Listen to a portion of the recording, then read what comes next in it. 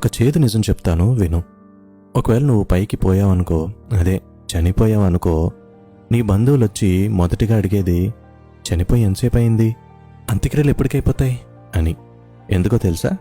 నువ్వు పోయావనే బాధ కన్నా ఎంత త్వరగా ఇక్కడి నుండి వెళ్ళిపోవాలా అనే ఆలోచనే ఎక్కువగా ఉంటుంది. స్నేహితులేమో కొన్ని రోజులు నీతో దిగిన ఫోటోలను ఇన్స్టాలోని వాట్సాప్లోని మిస్ యూరా అంటూ హల్చల్ చేస్తారు. కొన్ని రోజులకి వారి రోజువారీ జీవితంలో మునిగిపోయి మళ్ళీ యథావిధిగా నవ్వుతూ నవ్విస్తూ వారి రొటీన్ లైఫ్లోకి వెళ్ళిపోతారు. నువ్వు ప్రాణంగా ప్రేమించిన వాళ్ళు ఇంకొకరి ప్రేమలో ప్రయాణం సాగిస్తారు. నీ కుటుంబం అందరికన్నా ఎక్కువ బాధను చూస్తుంది, కానీ సమాజం కోసం మేం బానే ఉన్నాం అంటూ నవ్వు నటిస్తారు.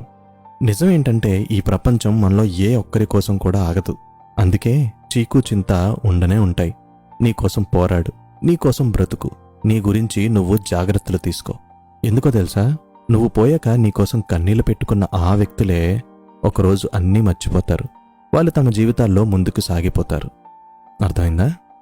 This is Shashi Kadari, signing of.